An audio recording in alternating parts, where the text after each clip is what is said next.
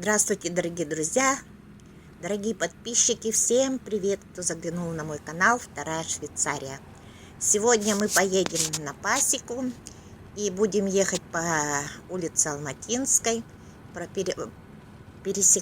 проезжать такие населенные пункты, как Коджар, Бишкунгей, Ташмайнок, Стрельниково, Воронцовку.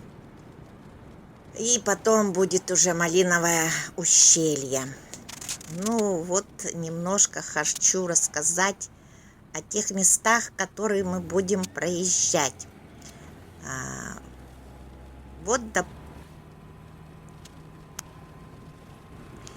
Итак, друзья, немножко расскажу о Коджаре. Если вы едете в Кыргызстан, то вы должны знать конкретно, в какой же Коджар вы едете. Потому что у нас в Кыргызстане очень много Коджаров.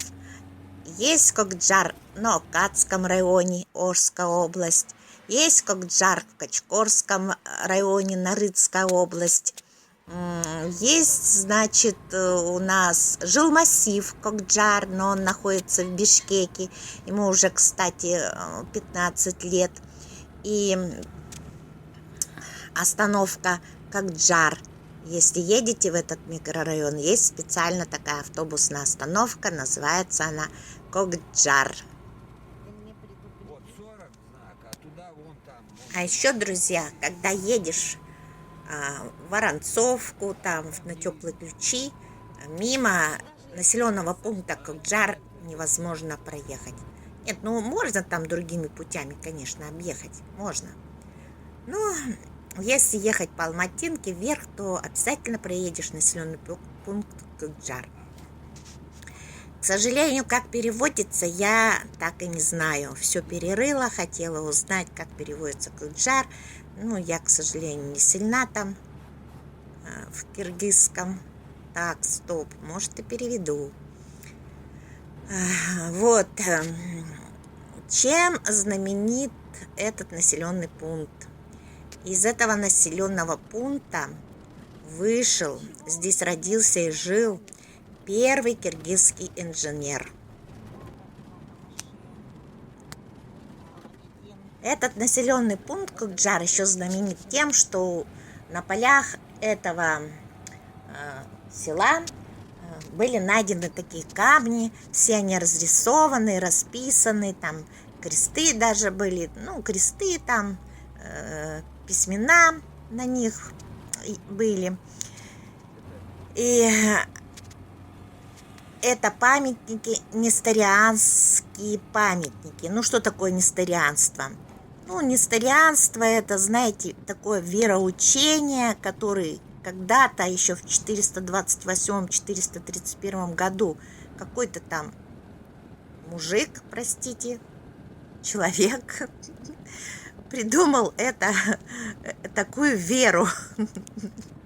Ну, потом все это сказали, что это ересь, уничтожили эту веру.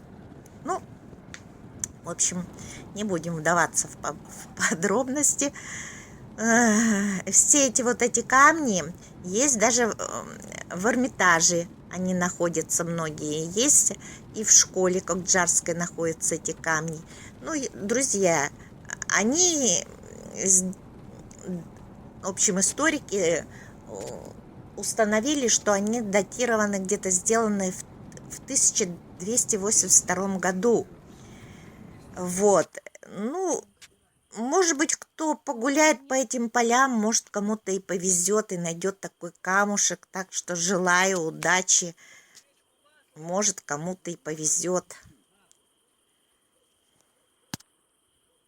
Друзья, пока мы ехали, я смогла только рассказать быстренько о Коджаре. Коджар, кстати, переводится как «синяя скала». О других селах я расскажу потом в других видео. Да, история пасеки.